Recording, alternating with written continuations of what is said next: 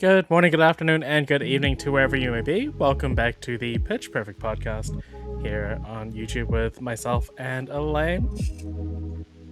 Hi, hello. And today we have the one and only Riptide-loving friend of the pod, community pillar, and supporter of the Rainbow Pitch League, Tommy. Welcome back to the podcast.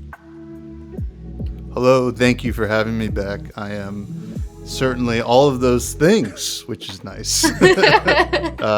Riptide, just got off a pod this week on my show, kind of really huffing the copia for Riptide. So things are going well.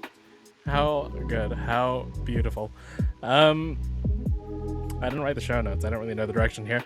But yeah, it's good to have you. For those who aren't familiar, do you want to tell us a bit about yourself in a little bit more detail than the 5 seconds I gave? Yeah, sure. I'm Tommy Fresh. I have a podcast called Fresh and Buds. Both these wonderful people have been on the show, and it's like guests every week from the community, talking about everything, whether it's lore, just meta stuff, some strategy, some nonsense. It is what it is, but I love Flesh and Blood, and I love making content, and I love guesting on content because I rarely get to be the guest, so this is exciting for me. You get to do the creation part without the editing part. yeah, exactly. That is the best part about guesting on a podcast. Have you ever seen Megamind? Yes. Yeah. Well, you were just saying like, oh, I love. All I could think about was like when he's like, I love you, random citizen. yeah, but it is nice like guesting because you get to just be like when it's over, you're just like, well, see you later. Talk to you soon. But happy to be here. It's beautiful to have you. Super happy to have you. This is our Christmas episode, so we'll have a little actual Flesh and Blood discussion, but we're gonna end on a fun Christmas discussion activity, whatever segment I guess is the word I was looking for. Yeah. But I guess next thing we cover is our weeks in Flesh and Blood. I haven't done much this week. It's been a little bit of a crazy week for me, but I actually did play a little bit of CC on Talishar this week because there's a BNR that we're going to talk about later that came out, and so of course I've trying to make a list to go along with that BNR meta. How about you, Tommy? Did you do anything in Fab this week? Yeah. So last week was really busy for me, so I didn't get to do anything. I couldn't even really think about Flesh and Blood, which was fortunate that it was last week and not this week because we got the BNR, as you mentioned. And a lot of my week has been just thinking about Flesh and Blood and like, well, I guess now I know what it's going to look like for RTN season, which is going to be next month. I'll be going to Columbus, which will be exciting. So I got to kind of lock in, figure out what I'm playing. This is the problem with me though, because I know what I should play almost always, and then I have like ADD. So I'm like, oh, this list looks really cool. Let me play a couple games with that.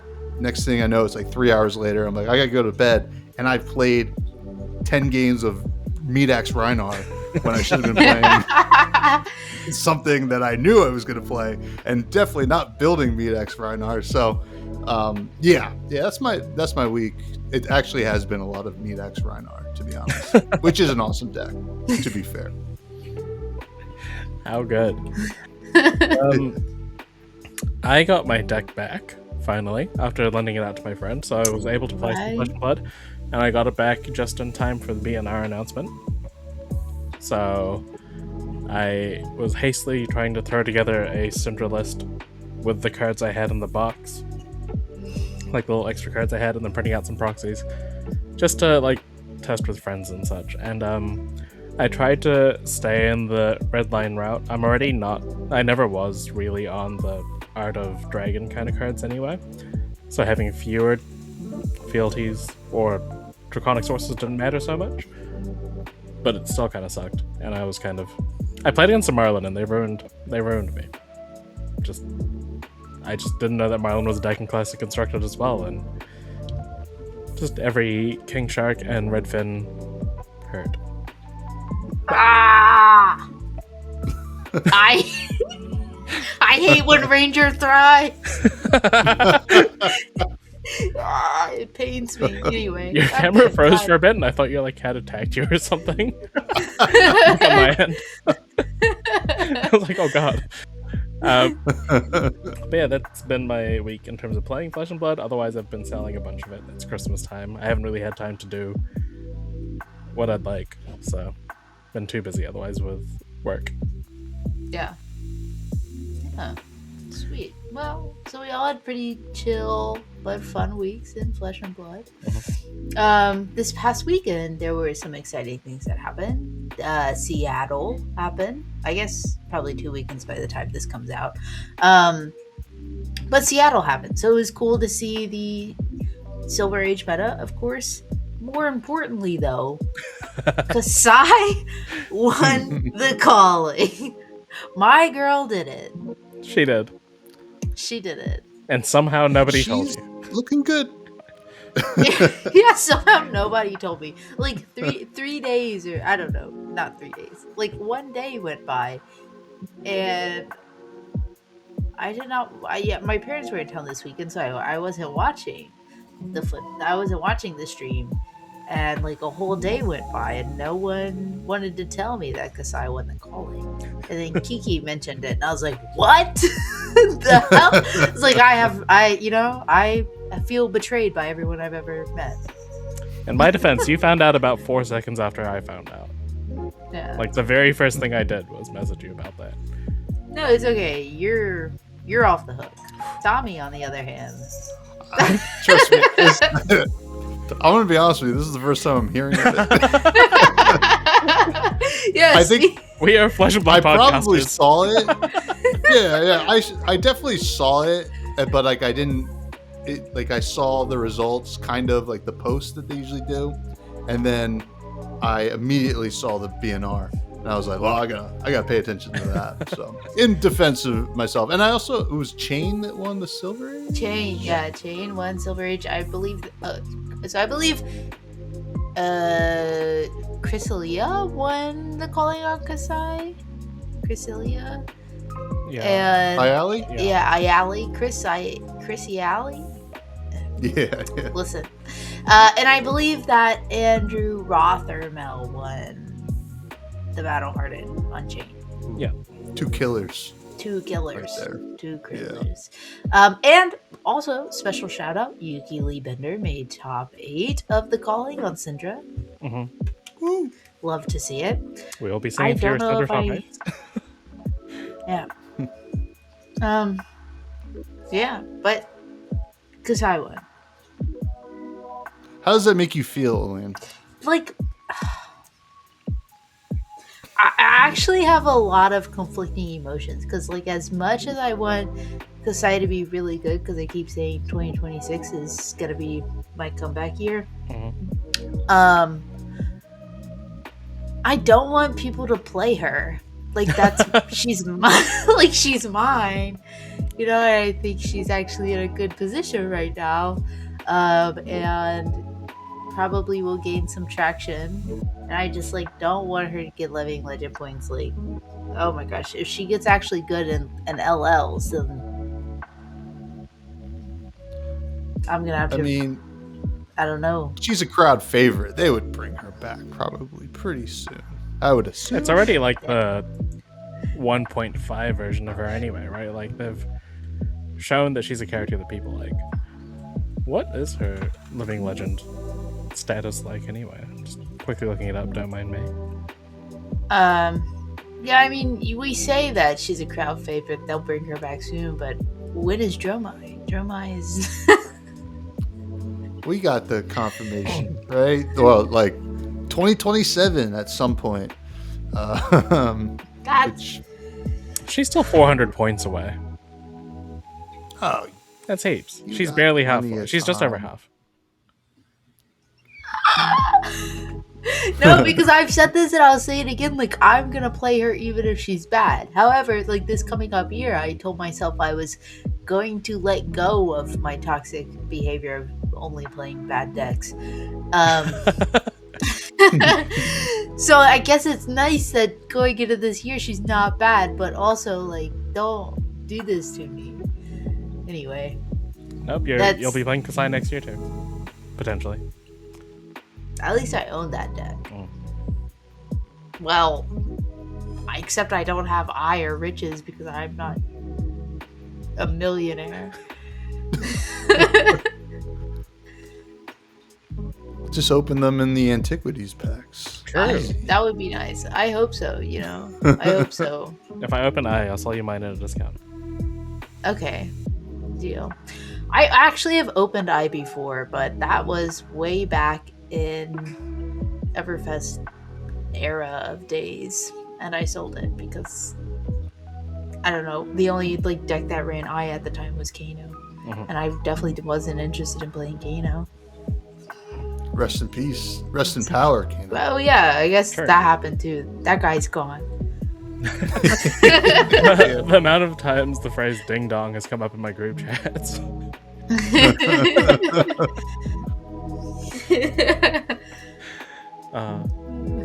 And of course, Well, I think Kasai winning that calling is shades of things to come for that hero. I think she was already pretty potent, especially with that new card. yeah, the new card.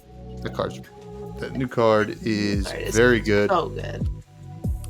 Like, who knew that the the cell swords were good? And initially, they were very hard to get. Now, easy peasy, easy as pie. Yeah, initially it was like something that you had to set up as like an in-game win con in a second cycle. Like, in order to just like you couldn't just like make a cell sword. It was so hard. And even then, like only in certain matchups did that feel like really good or necessary. But now, like if you can just get them, they're really good. It turns Kasai from not having like any relevant on hits to having one relevant on hit. And you're like, it's not enough for you to be like, yeah, I should be blocking this. Like, I still don't really want to block this. And then suddenly, she has a friend in play. Yeah. And like, sure, he needs a bit of money, but like, he's there. The funny thing is, that cell sword is working pro bono. True. Right? Yeah. You didn't have to give a gold to that cell sword. What is going on? If it's like the one meme, right? Like that cell, like let's say you played Raise an Army after you hit with that card, and then like they're all talking about, oh, we got gold. And he's like, you guys are getting paid? Yeah. You know? As soon as it was like that meme, I knew exactly the one. You guys are getting paid? So I got, I feel bad. But maybe it's charitable work. Kind of saw Kasai not being the best. So Yeah. It is a bit of a flavor miss being, a mercenary that doesn't want money. But outside of that, play-wise, it's fantastic. oh yeah. Yeah. Did you have a chance to look at his list, just real quick? No, but honestly, I was just should have when I was doing my own brewing. wondering if there's like any spice in there, Let's see.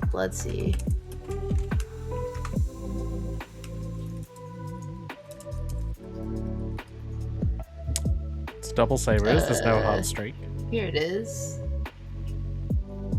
First place. Okay. Yeah, I mean, equipment sweep is like really standard. Okay. Only 3 Blade Flurry? Kami's not playing yellow blade flurry. Oh, one Iron Song Pride. Iron Song Pride. Interesting. I mean, it looks pretty. I guess Yeah. gone are the days of Seduce Secrets in this. Yeah, I was never really on the Seduce Secrets. But I guess blood. The name of the card is Blood Follows Blade, replaces that yellow. So yeah, place it with one of the best cards in the deck. Yeah, it probably seems fair. It seems pretty good. This is pretty standard. No, I only need riches. Don't we all? Oh, the card, right? Yeah.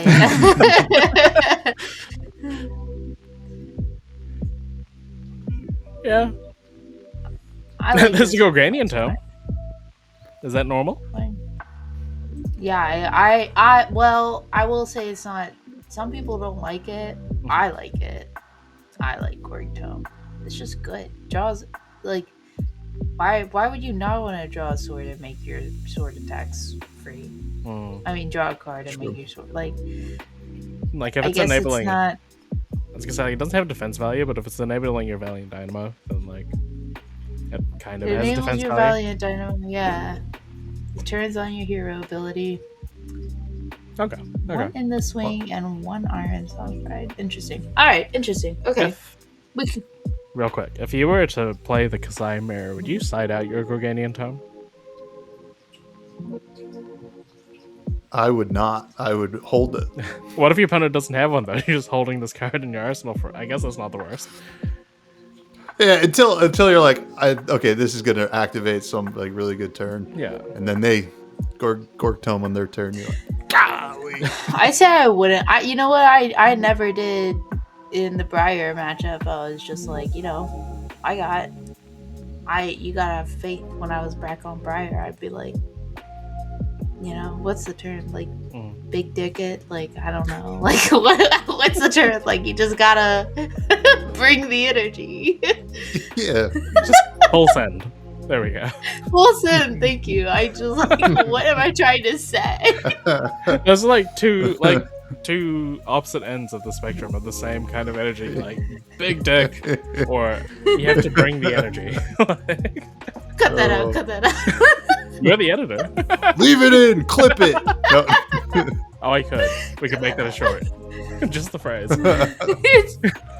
Don't. Okay, all right. Let's move on.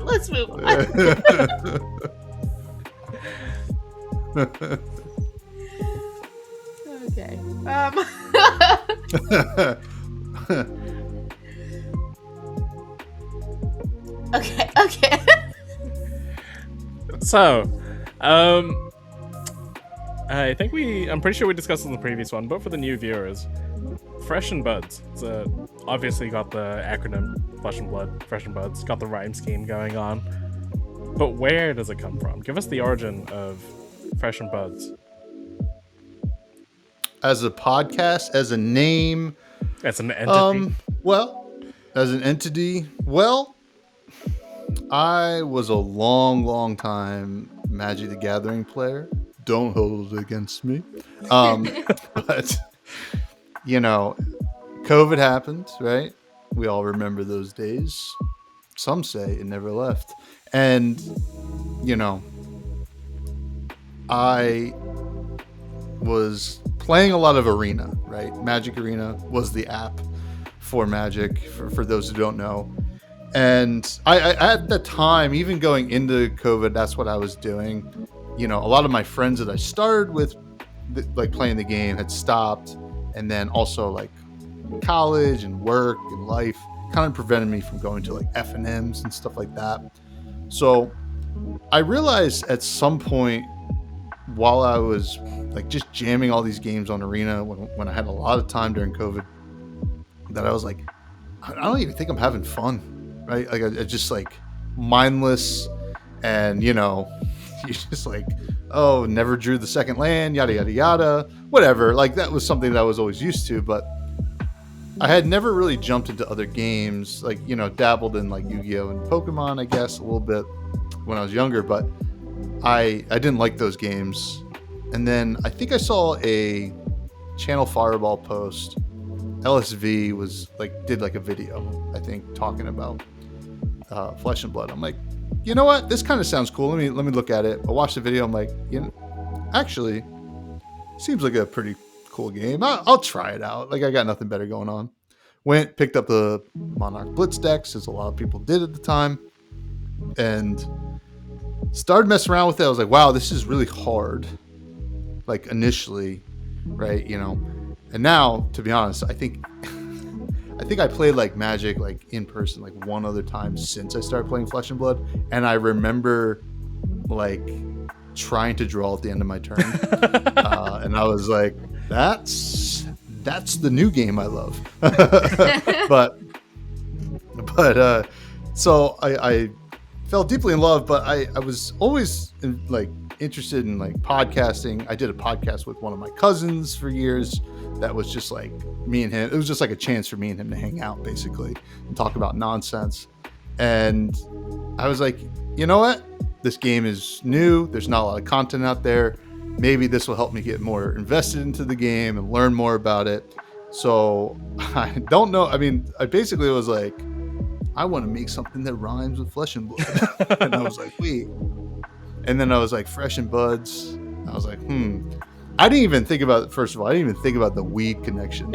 And believe me, people have brought it up a lot since. But I was just like, oh, I want to make new friends with this game. I want to make buds. Like, it was like super, super innocent. And like, I was like, oh, like, and then I'm like, what's Fresh gonna be? And then I was like, I guess like that could be my persona or whatever. Initially, I was just like, my name's Tommy. You can call me Fresh. And then it may, like eventually just turned into Tommy Fresh. But that was the story of the podcast. Initially, it was just me talking to myself. The idea was like eventually I'd find like a permanent co-host, but that was I think proved difficult, and eventually kind of fell into the guest thing. And I did like interviewing people and talking to new people and meeting a lot of new people, so actually made more sense. I'm like, oh, I'm making a lot more buds. And I got my like rotating cast of characters that I have back on the show. I try to get new people on the show as much as I can, but yeah, that's the story of Fresh and Buds though. And we're at almost 4.5 years of making the show. So it's been fun. Yeah. I was just thinking about, like, you said 4.5 years. I'm pretty sure, in a funny way, one of the first times that I really like heard like before Melody and I were friends, I think you had Melody on Fresh and Buds, and I like listened to that episode, and I was like, oh, this is like, I think that was before Melody and I really connected, because I remember like I've like learned a lot about her on that episode and just had a lot of admiration for her, which obviously I still do. But I remember that interview that you did with Melody kind of just like kickstarting it. Yeah, I mean, I remember meeting you at New Jersey. I remember that too. You had that sign on your back. I had that sign on my back. Funny story about that. I don't know if I probably have told this story before, but so I walk into Pro Tour New Jersey. I kind of like tried to make like hey, like this is my show on wheels or whatever, and I had pipes sticking out of my backpack with that sign on there. I don't know why I'm holding a basketball. Sorry, but but I'm walking in there, and I'm thinking, I'm like, oh, this is kind of silly, like whatever. And the people from Channel Fireball, because they were running the event, like were like, hey, can you come talk to us? I was like, yeah, what's going on? They thought I was like trying to sell weed. And I was like, no.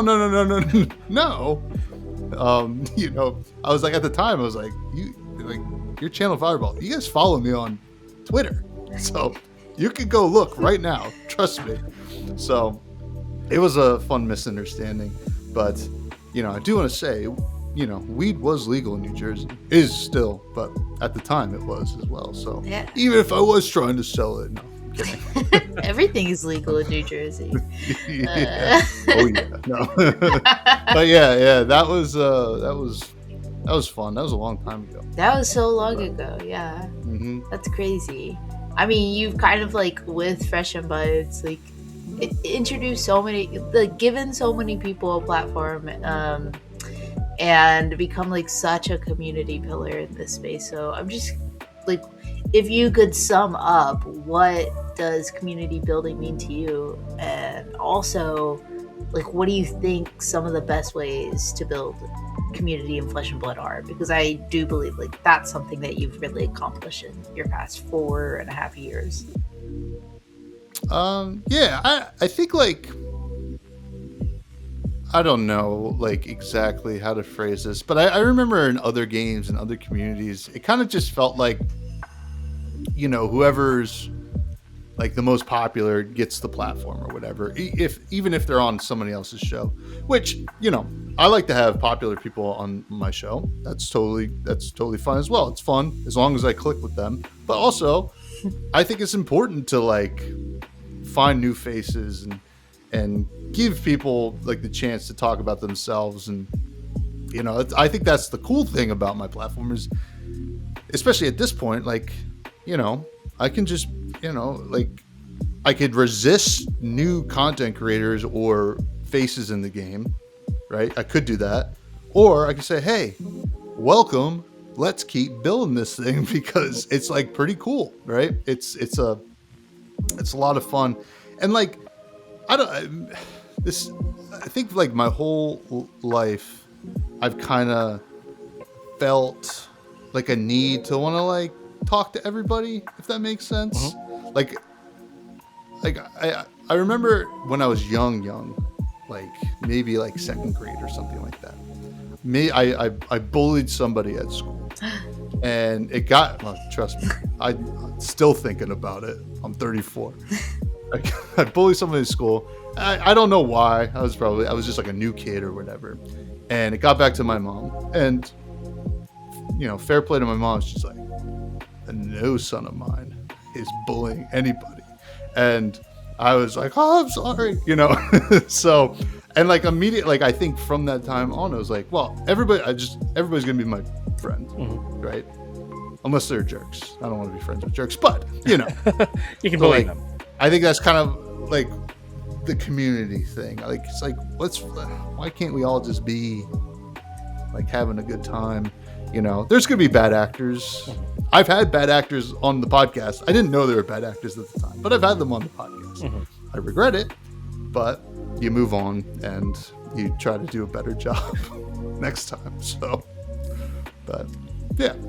I'm so tempted to, like, ask for a name and shame, but we probably shouldn't. I feel like we know who. I can think of someone. Anyway, we don't. Just, hey, go to the episode list. You'll be able to tell. Mm-hmm. So.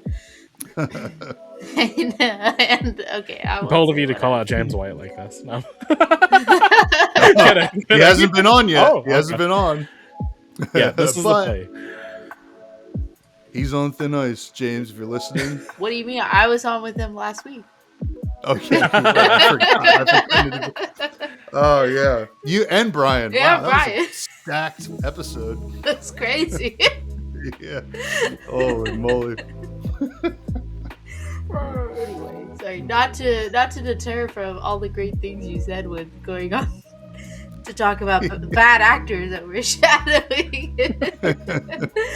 But to kind of, like, add to that, like, I feel like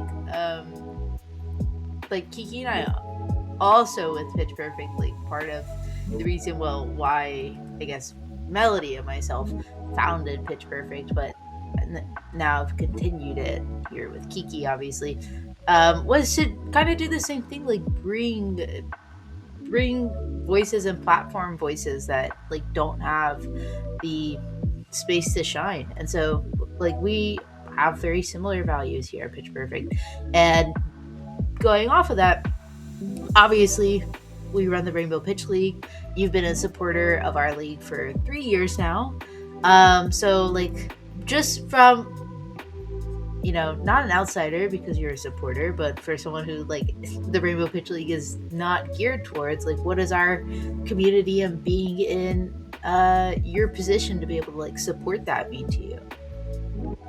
Well, I mean, first of all, it's awesome that you all do it because it's a great initiative and it's been recognized for good reason. And, you know, uh, like it's so crazy now to like see like specifically this TCG community, but also TCG communities in general, where they are here in 2025 compared to when I first started playing, right? You don't even realize it at the time, right? Like I just started looking back and I was like, wow, it's just like it was a boys club. There a few women would pop in, but they were just kind of like kind of being, I don't know, forced to be there by their boyfriends or whatever. But and you would not, like, I would not see a lot of gender minorities there in general. And at the time you don't even think about it, and then you kind of get into the space, and like I started doing the podcast, and it's like that's like, let's not do that with this game, right? Like this is like a fresh start, like, and I think for a really like a decent job has been done to do that. There's always more work to do, and like community projects like Rainbow Pitch League is huge. So that's like, as soon as I saw you were doing it, I was like, I would love to be involved. However, right, I think this is just cool, and like, and I think it's kind of like the fact that it's at 3 seasons is incredible. Like that's like that's like half of Flesh and Blood's life cycle, I think. Yeah. 6 years, right? 2019. So yeah. It's just awesome. It means the world to me to be able to do it, but also it's almost like peace of mind too, because you're like, oh, these certain demographics of people in the game are in good hands, right? And I think that's important, right? And that there is a safe space that they can all turn to, but also hopefully it will just inspire everywhere to be a safe space. And I'm sure that's kind of the goal for you guys as well. So I don't know. I think it felt like a no-brainer to me. I was like, oh, sounds sick. Let's do it. Yeah, of course, you've always been like super supportive. Even what I said at the beginning of this podcast, like you were the first person I remember to kind of like give Melody a platform to speak on too. And so I guess for me as a woman in the space, like that made me gravitate towards this podcast, right? Because it was like, this is the first like woman that I feel I am on the same like wavelength, and that's like being platformed by someone, and that definitely like helps community feel seen. So yeah, thank you. I do also have to give a shout out to Dana, who was one of my first couple guests, and she's great. Her and her fiance just like great buds. Always see them at local events, and got to chatting with her at an event, and this is before I had her on the podcast, and I was like, I'm kind of like, I'm an idiot. It's like, can you explain to me like how things could be better? Because even at that time, it was just like, she was one of the very few women I was seeing at events, and she was like, oh yeah, I got tons of like things, and I was like, would you like to come on the podcast and talk about it? And I thought that was like really cool, and I was like super stoked to have her on. And she like really was such a like so much smarter than me and like it was able to kind of put me in the right like mind state with how I should approach it as like just like so a white male that's like creating content, and like how things should be viewed, and how things could get better, and how like a lot of it has to be community driven, although there the game itself can also do a lot for it. But gotta give a shout out to Dana because she's awesome. So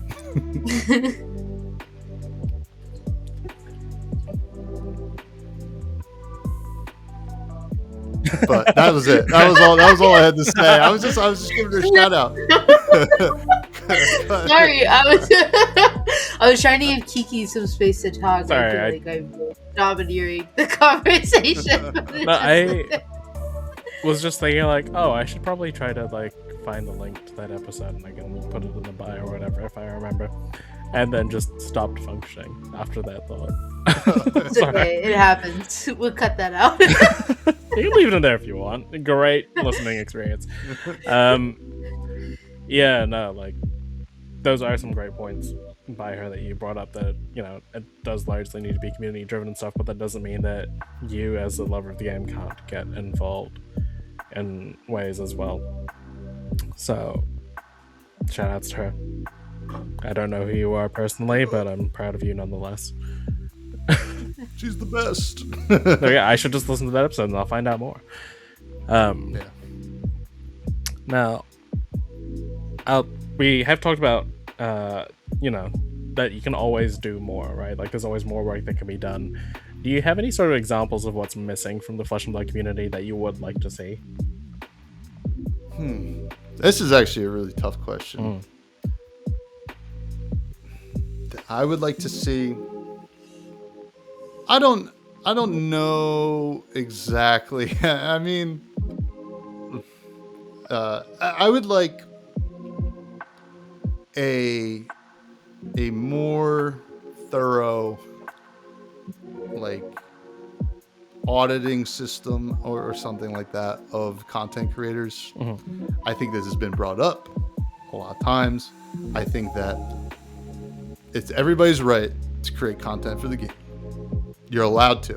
Nobody's going to stop you. However, I do think that LSS could be, you know, at least listen to the community a little bit more. Like when concerns are brought up, I think that is a kind of like a growing concern of mine, that like maybe, you know, they're not listening to that, or maybe they don't appreciate that. I can't really speculate on how they actually feel, but I think that predominantly they do a great job, right? They've really hoisted a lot of great creators, and we have a lot of great creators in this game because of that. But that being said, I think it's important, especially right now, I think, with how content is everywhere, right? It's not even just this game, but like how things kind of can spiral out of control. You see grifting happen and stuff like that and whatever, and people trying to reach a certain base. That's like a really slippery slope. I'm not saying that we need to I don't want like to censor anybody, right? Like I think that can just create more negative energy. I think that you need to just say, hey, listen, we can't support this, right? We don't condone it, and that's okay, right? You do what you're gonna do, but as a company, like, you know, when you're a new player and you're looking and you find out about X, Y, and Z, and you see, well, LSS like kind of, you know, propped up X, Y, and Z as well. So that's my only real concern that I could actually like say that I would like to change. I think it's a valid concern personally. I think it's important because, you know, I think we want the game to grow. I think that's the most important thing. And when there is language or content or even jokes, right? I love jokes. I love laughing, and, you know, whatever. I even like jokes that will toe the line. But, you know, there are jokes out there that are, you know, sometimes told that hurt people, and that is not okay. So I want just a better auditing system, or, you know, get somebody on the case. You know, somebody will do it. Like, you know, the community is big, but it's not that big.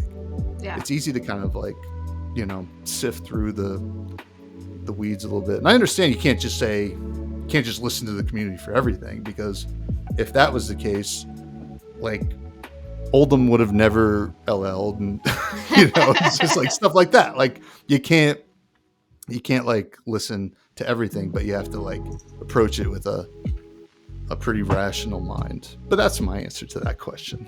I don't know. It's tough. It's a tough job. I wouldn't want it. That wasn't an easy question. And yeah, like you said, what you're asking for is also probably not the easiest thing for them to kind of do, but it is something that they could look towards, right? Mm-hmm. Like, I think regardless of what position they're taking, it's going to upset someone. Like, Yeah. And they're also a company that's trying to cater to so many different people, and you can't please everyone. But it would be kind of nice to, have some sort of acknowledgement, some sort of, I guess, vetting process.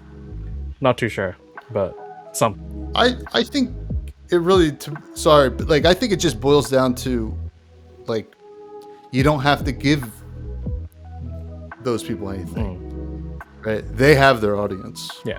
They're not going to lose their audience, right? Yeah. If they don't get a spoiler card, if they don't get, a content creator package, they're not going to lose that. If they stop creating content for the game, they're not doing it for the love of the game, right? There are plenty of content creators that made a lot of content for a long time before ever getting a spoiler or a content creator package, right? But they were just doing it, right? So I think you just don't have to give out the handouts, right? I think it boils down to that, right? Whatever. Yeah. You can't stop people from making what they're gonna make. Right. You don't have to like give them the things that direct players to their platform. Like, but you don't need to like de-platform them like that. Yeah. I get what you're saying. A lot of times they'll do that to themselves if you just wait a little bit. Just wait a little bit. Yeah. I think there's like an old proverb or something like that. It's like, if you sit by this is a crazy. I don't know where I heard this, but if you sit by the river, eventually the bodies of your enemies will flow downstream or something like that. I don't know. It was like, yeah, I don't know where that came from. I thought there was going to be like something like high tide, low tide revealing things. I didn't expect it to be like bodies of your enemies. No. I think it was like a wartime. It might have been from The Art of War or something like that. I'm not sure. You could have we could have had the whole rest of the episode was me just trying to guess where that phrase was coming. I would not have gotten to bodies of your enemies. Anyway, much blood character said this. Fun segment. Bodies of enemies. Anyway, that might be a saying. Maybe I've never heard that. I think Katsu definitely said that. It's like I don't have to. They'll come to me. It sounds like something like very wise, but insanely brutal. So I can see Katsu saying that. It's the Emperor. It's the Emperor who said it. The Emperor. Oh yeah. Wise but brutal. He's the guy in Command and Conquer, A little bit of a lighter subject before we get into our Christmas segment. We had what happens in the Christmas segment? Oh, it gets dark. It gets real dark. It gets dark. It gets dark again. Yeah, Oh, this no. is the Krampus version. Oh, no. Anyway, so we had a banned and restricted announcement. Big changes, I guess. Brand with Cinderclaw banned. Chart the High Seas banned. Orb Weaver, Spinneret, Blue and Yellow banned. Rootbound Carapace banned. And Wrath of Retribution, of course, banned. Yeah, so like what do we think? How are we feeling? Did I not say that? I don't think so. I think that Maybe. it's banned. That was banned it twice. What do we think? How are we feeling? Are we shocked? Is Kasai good? I'm understanding but upset about brand with Cinderclaw. It made the deck easier to like kind of function and run, but that's why I liked the card. It was the deck that I could bring to my early morning armory on very little sleep and autopilot to like a 2-1 record and be okay with it. You know, now I have to think about how I'm using my fealties, and it's harder. Wrath of Retribution we called out last week as the most probable, and unsurprisingly, it's gone. You know, a 0-cost 9 is kind of messed up, and like, I'm sad to see it go, but I kind of miss the free wins. Yeah, you also called Chart the High Seas last week, I believe. Yeah. Yeah. Neither of us called Rootbound Carapace. Yeah. Or Orb-Weaver Spinneret. The Orb-Weaver one caught me off the most. Just because I didn't expect something from outside of the big three to kind of get hit. But yeah, Rebound Carapace did shock me. Especially having it in all the colors missing. I think they were kind of trying to tackle the issue in advance on like, what was it? Count Your Blessings, where they only banned the red one and the blue and the yellow were still problematic enough by hitting all three. It does make Florian and Jarl significantly worse, both as like very defensive style decks.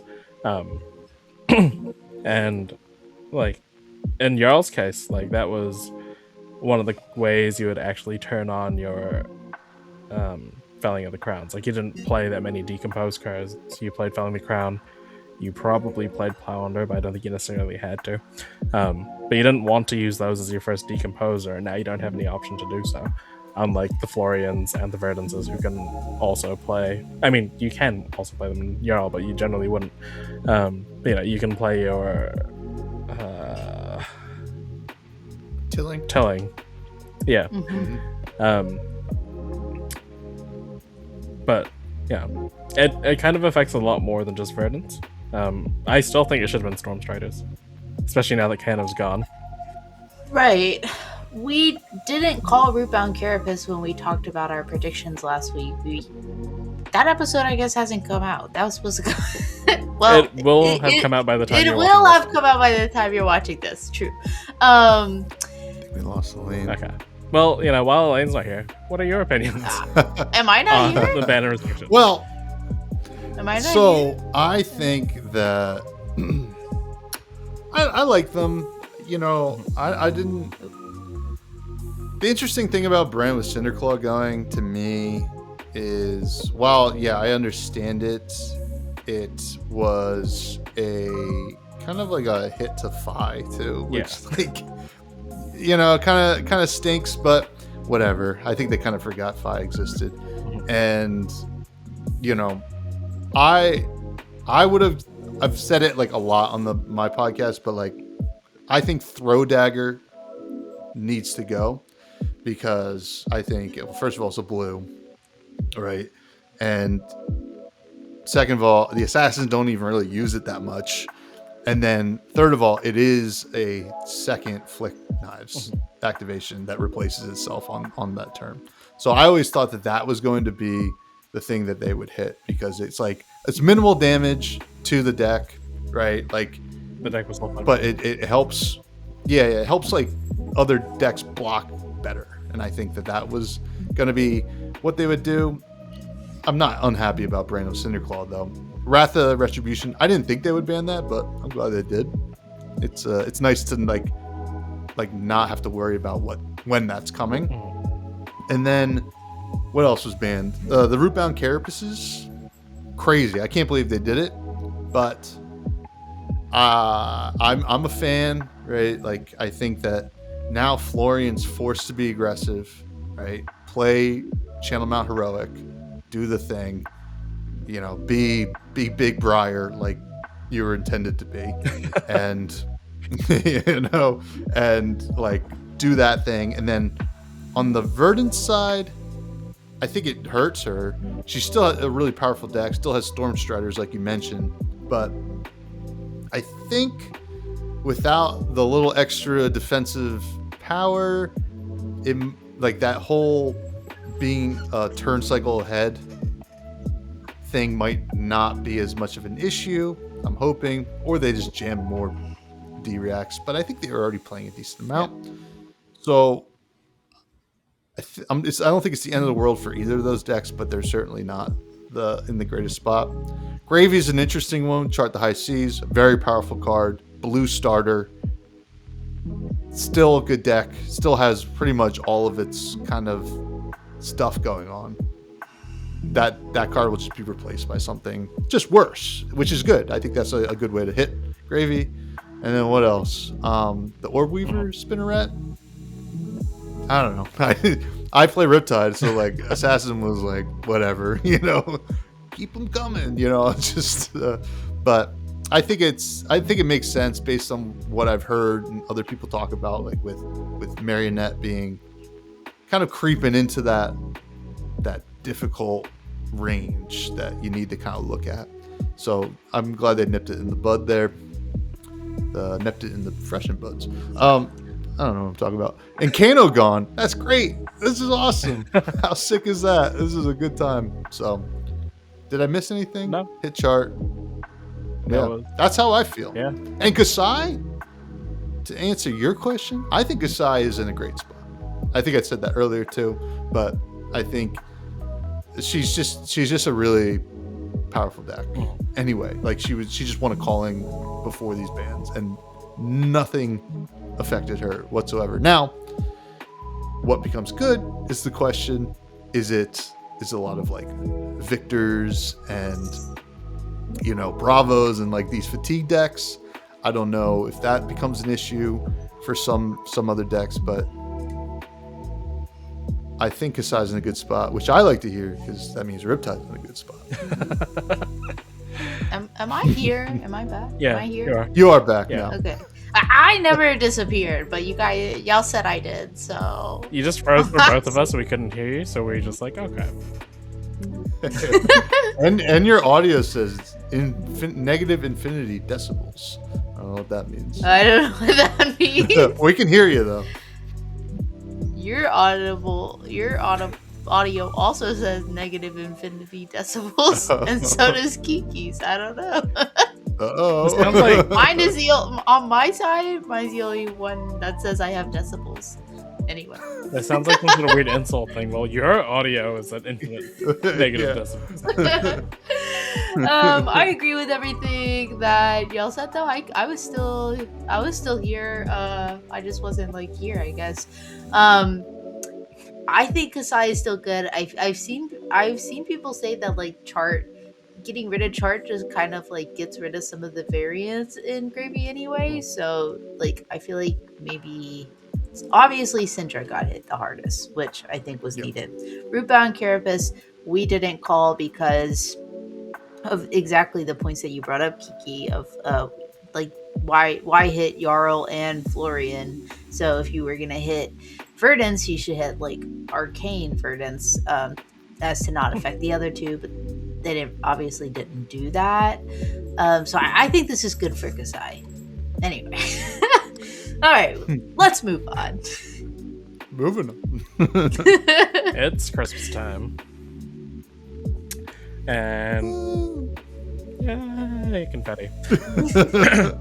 I don't think we've gotten to the point where we're editing random confetti effects onto our podcast, but imagine it's Christmas time and we have some Flesh and Blood themed Christmas activities for us, or hypotheticals, I guess.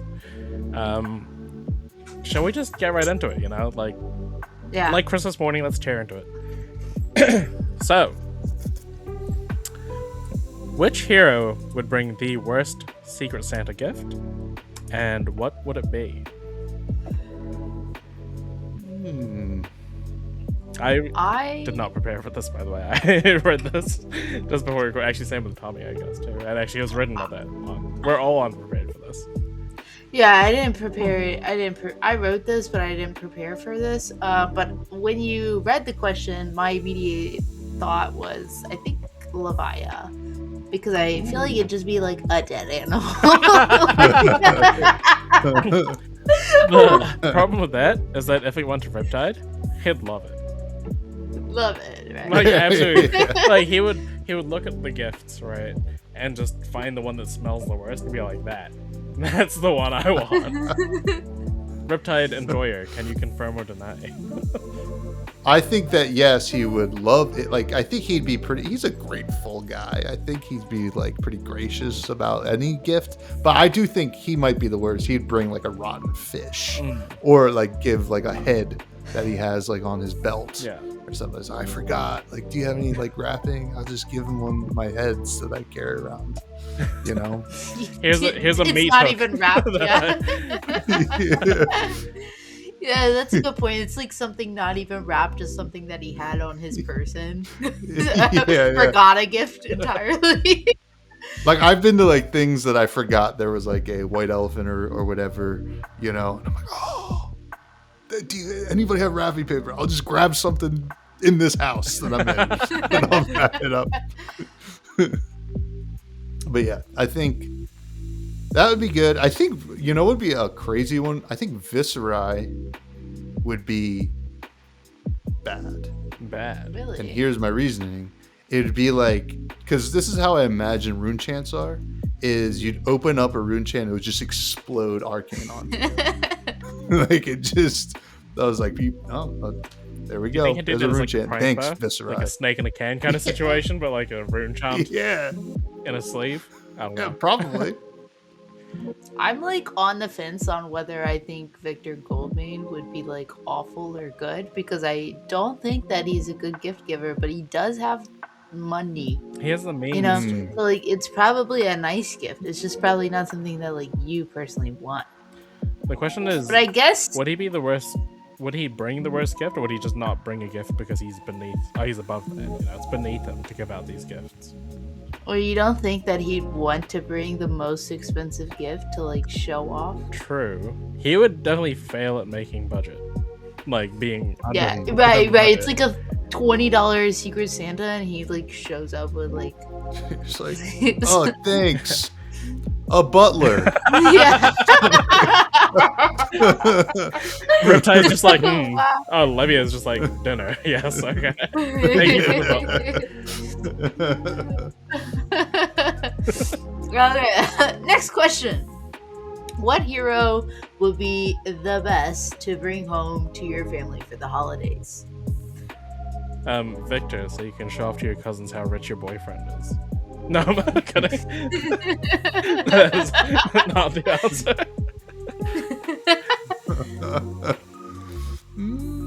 This one's tough. I had kind of like answered this one a little bit on the Fresh and Buds podcast. That was on like last week. Greg, Darth Prentice, had asked like a similar listener questions, and I put like this holiday spin on it. I said that I think if I were to recommend like a hero to someone, it would probably be Tekla Lawson, because I feel like he could just like be an impressive person to have, and kind of just like, okay, yeah, mom, look, I brought home an accomplished man who's nice and is gonna probably help you do the dishes, you know, and make like nice conversation and can roast a marshmallow over the fire with you, like, you know. But personally, for my family, I think I would bring home Aurora, because my family is just like a little bit spunky, a little bit fun. We play games. I need someone who's gonna be super competitive but be nice about it.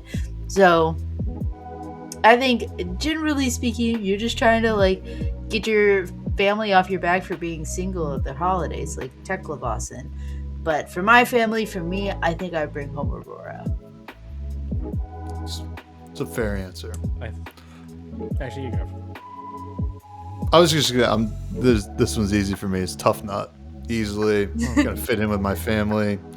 You know, they're all bumbling Hulksters. Just have fun. I'm gonna go hit the crab dip. You talk to them. I think you'd also said Zuri. Oh yeah, Zuri. Oh yeah. Because like my family also is like as I said on my podcast, they like a boss ass bitch. So like you bring home Zuri, they're gonna be like, wow. It's like, what are you doing with Tommy? You know, like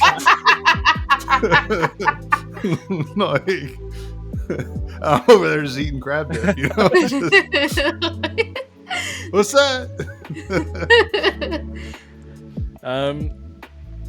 I think my family's fairly quiet and reserved. Like, at least the family dynamic of my family is. If I were to bring someone to try to match that, I feel like Verdance would probably be the best bet. Kind of soft and gentle. The downside is she might look like the Christmas tree, but at the very least, she's already in the colors, right? Like, we've got the red and the green going on. Like, it's already Christmas spirit. True, very festive. I don't know how to feel about her not wearing shoes. That could be a point of contention. And I know how the community feels about it. Yeah. $10 tokens. Yeah. But, I feel like should be like the kind of quiet, reserved kind of Christmas. Bring along. Be very polite and respectful and not cause too much of a scene. Which is great because I can just be in and out for Christmas and then carry on my life afterwards, Yeah, I have to also caveat this with I haven't been home for Christmas for like a decade, so over a decade now. I think once since 2010. Usually I spend it with my partner's families. That means you got to up the ante a little bit if you're bringing home. You got to bring prison home. Yeah. Wait, that would actually probably be a little bit more. Actually, my Catholic family would probably appreciate me bringing an angel home. Yeah. They're just like, oh. My Catholic family would appreciate me bringing an angel home. Yeah, you're right. Okay. Yeah, no, we'll go with prison. Okay. Alright, if there was a Hallmark Flesh and Blood movie, what hero would be the hometown hottie and who would be the big time city person?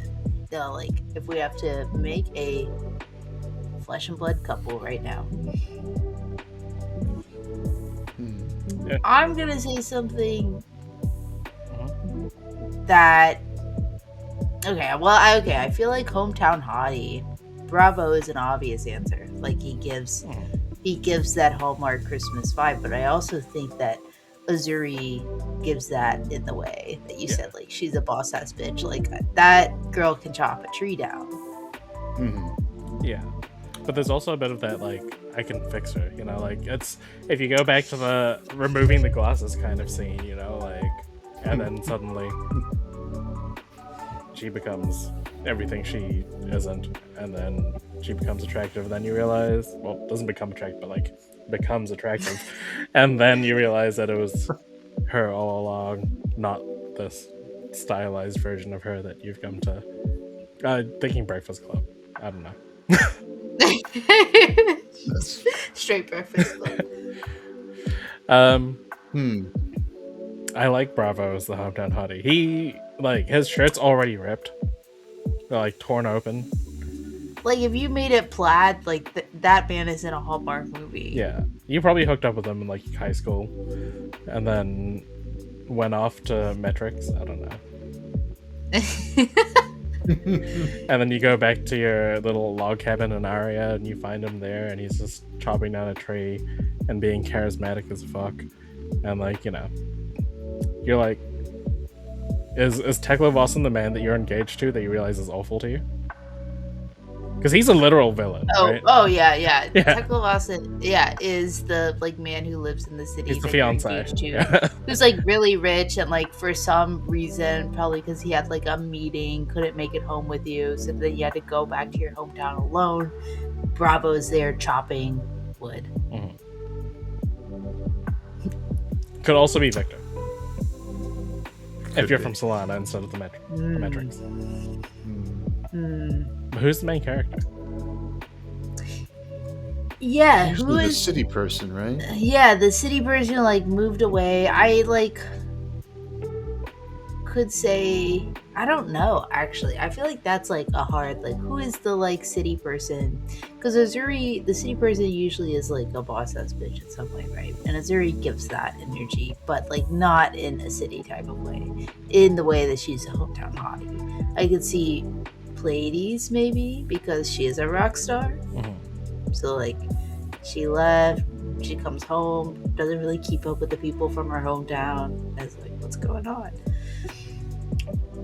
Is there a world where we have the Victor Prism Bravo love triangle? Not love triangle, but where we have the. There's a world. Oh yeah. Phantasmal footsteps about to go up. But I mean, like if you have Victor as the shithead fiance, Prism as the lead character, and Bravo as the hottie, which is weird because it's the opposite, right? She'd be leaving home and finding some guy. She's found herself, one could say. Yeah. And then instead of going home, she stays in Aria to help the Fantastic Five or whatever those heroes are called to fight the. We're going to actual Flesh and Blood lore now, with the exception of Prism is attracted to Bravo. All we do on this show is write fan fiction. Bolton's hot wife. Are you ready? Wait. Are you ready for this? Go for Yes. it. Mine? Boom. Picture it. Small town. Upstate New York, probably. Where's that right? The Savage Lands. Reinar. Shirtless. Whoa. Okay. Chopping wood. Smashing big trees. You know how he does. He's a boom. All of a sudden, Sir Bolton comes home from Solana. Wait. And Reinhardt's like, wait a second. You left? You got married? You joined the army? Like, what's going on here? And Bolton's like, well, I'm grieving. I don't know if I know the lore that well. I'm grieving my wife. Hot wife. And Reiner's like, I'm hot wife. And you're my hot ex-boyfriend from high school. And Reiner's like, I'm sorry, I didn't know she died. And boom. He's like, well, what are you doing for Christmas? And he's like, nothing. And then they kind of get in a tiff, right? They get in a little tiff. And then Bolton's back at parents' house, whatever, fixing up some hot cocoa. It's blizzarding outside. It is cold. Knock on the door. Reiner's like,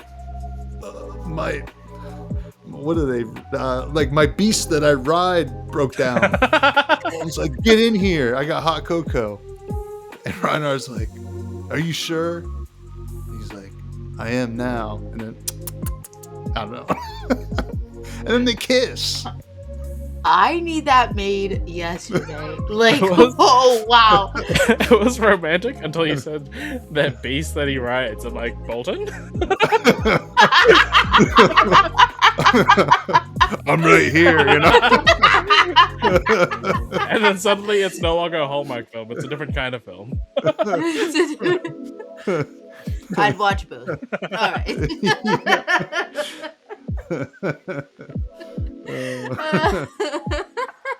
That was so good. I'm not over that, but wow. Woof. Woof. Is it hot in here? Yeah. Oh man. All right. Who is the villain of Christmas? Who would be the hero to tell all the kids that Santa is not real? Lyeth. Get over themselves. Yeah. Well, Lyeth is. Lyeth got picked on as a kid, and now he wants to make other kids miserable. Like, because he's short, right? Yes. Like, because he's like 3'8" or something.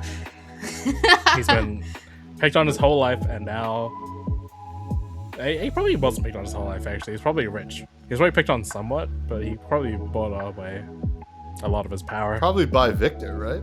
That's his brother, right?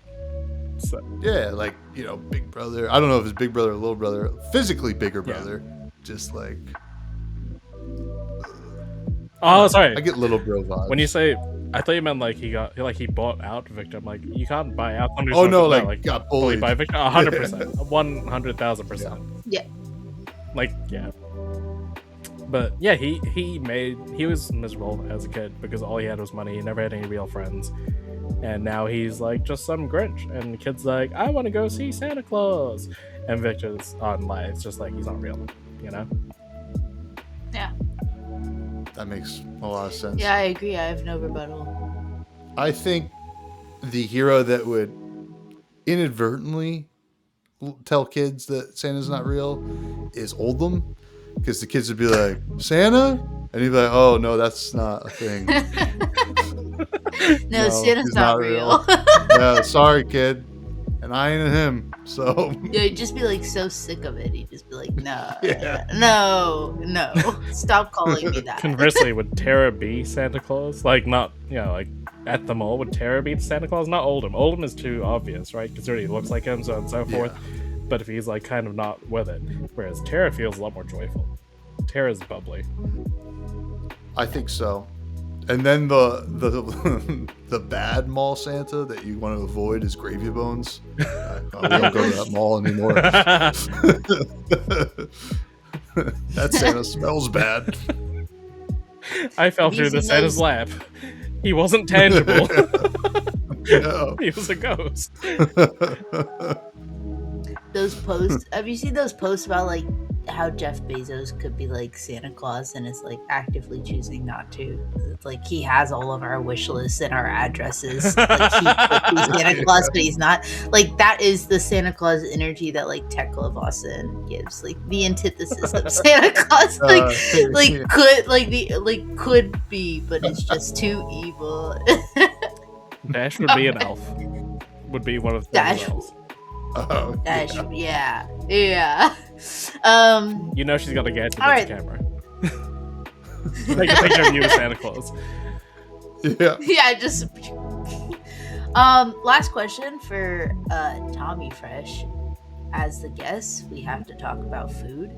So who would bring the best dish to the Christmas holiday gathering? Ooh, who would bring the best dish?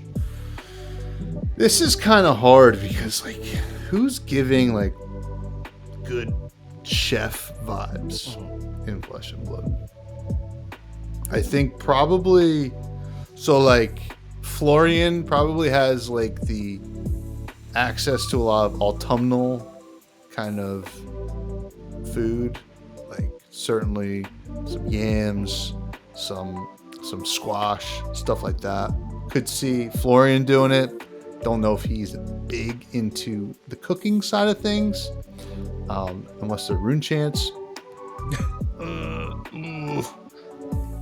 You know what? I'm going to go out of left field here because he's whatever he is, a Cilio. Well, probably, I don't know. It's just like, is in the world of Wraith, outside of metrics, because I'm not including it, he's going to be able to actually he's going to be able to do something to food, to cook it in a way that nobody else can. It's like new and inventive. Yeah. Yeah. It's like, he's literally a microwave. I don't know how many lightning powered microwaves you have, but well, when I throw spoons in them. But yeah, I don't know. This is a tough one. I feel like there's so many good answers because, like, you're looking at it. You could see Florian, probably all the other Earth heroes as well, to a certain extent. Yeah. Jarl might be like a little bit of a wild card, but like kind of bring like a really good dessert. But yeah, you know, that's how I feel. I think Melody is showing up with like some of the best homemade cookies you've ever had. Like she screams Christmas. Like she loves Christmas is her favorite holiday. You can tell just by looking at her, you know? Yeah. It's like, I didn't even think about the young only heroes. Sorry to throw a left field out there also. That's right. Like she definitely has I want to celebrate kind of vibes kind of thing. And we'll put in the effort to it. It's not Christmassy, but I think Fang would be a deceptively good cook. He's got knife skills. Fang does give chef vibes. I remember last time we talked about heroes cooking food, you had said that you think Katsu would be accommodating to a vegan diet. Yeah, but Fang would give you sashimi. Like, it would be the finest cut sushi you've ever had in your Probably life. Good. I don't know what the fish quality is like in Baltimore. Yeah. Well, speaking of fish, what about Riptide? That fish is expired. young Riptide specifically, not old Riptide, where you still got the fresh fish. It's like the Feast of the Seven Fishes that a lot of Italian Americans do. Riptide comes over. He's like, "Hey, who wants some fish? Who wants 7 dead rotted fish?" Yeah. This is young Riptide. I heard you need 7 of them. Yeah. All 7 of these fish died in different ways at different times. They're special. Yeah. Still young Riptide has fresh fish and an emo haircut, and he's. I've said before that I think that Riptide's food is I think it slaps. I think it tastes really good, but I do think you have to be drunk at 3 a.m. to eat it and enjoy it. Yeah. Yeah. It's my preferred method. That's my favorite. I often enjoy food the most at that time. I don't. When that's happening, I think I say the most that this is the best thing I've ever had. Yeah, exactly. Yeah. Yeah. Yeah, you get it. Yeah. Oh yeah. All right. Well, that is our Christmas episode. Thank you for joining us, Tommy. You have been a great guest. And are there any shout outs you would like to make? And go ahead and plug yourself also. So where can people find you? People can find me on Bluesky at freshbudspod.social.bsky, whatever. YouTube, Fresh and Buds, Spotify, Fresh and Buds. There we have a Discord, we got a Patreon, yada yada yada. You can find that in whatever link tree I have posted. But in terms of shout outs, shout out to Pitch Perfect Podcast, the best podcast I've been on this week, and I was on my own. And no shade to Trade Federations. He was a great guest. I'm not too sure about the host. But yeah, no shout outs. I hope everybody has a great holiday. If it's a tough time of year for you, feel free to reach out to me or whoever. I think it could be really tough for people, but this the beautiful thing about this community is everybody's pretty awesome. So, but Compendium of Wraith, is it going to be a banger? I don't know. That's my shout out. Posing the question to the comments: will it be a banger? But thank you for having me. It was a lot of fun. Thank you for being Thanks here. for coming. It's always a good time to chat with you, have you on. Love your takes. I've never been more invested in Reinhardt in my life, and I'm not talking about as a deck. No, that was really great. We should make that the short for the episode. Yeah. People are gonna be like, "What is this podcast? What are they talking about?" That's honestly, that's the goal, Yeah. People will be like, "Huh? What went down?" And then they're gonna be disappointed when it's not all that. Right. But we can make it all that. If that's what you want, leave that in the comments below. Shout out the Reinhardt and Bolton. That's a new ship for me, honestly. I gotta make some fan edits. Moved on from his hot dead wife. Yeah. I didn't think it would hot happen. alive boyfriend. I don't know. That could be the next Flesh and Blood battle deck. We're gonna have Reinhardt versus Arena. Oh, I thought you were gonna say Reinhardt versus Bolton, except it's a friend or enemies to lovers kind of. Somehow they get an event deck in there. It's you flip was now you have to kiss your opponent. Lovers. You have Kiss to your opponent. kiss your opponent at the end of your game. Just a little peck on the cheek. Yeah. People who just bought the box for there's oh, this seems like fun. They're I don't know about this Flesh and Blood game. I have to kiss my opponent. Rules are rules. Let's fuck her up. It comes with a life puck, but once someone's life hits 0, it's now you must kiss. Because your TO comes over with some mistletoe over your table. Yeah. Yeah, next year they could get on that for the holiday fun thing that they do. Yeah. Your friend that you invited over, I got this new game, let's play it. What is going on with this game? How much did you know about this before you came over? Before you invited me over to play. Flesh and Blood PvE is gonna go wild. Yeah. If it's like this. All right. Thank you for coming on, Kiki. Also, thank you for being here every week with me. Where can the people find you?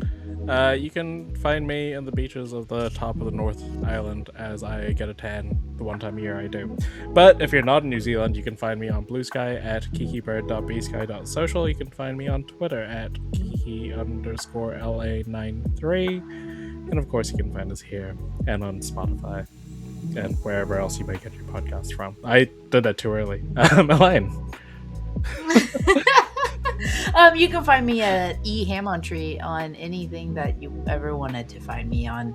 eHam on tree, like bacon on bush or pork on shrubbery. Yeah. And as always, thank you for listening. Goodbye. Happy holidays. Thank you. Happy holidays.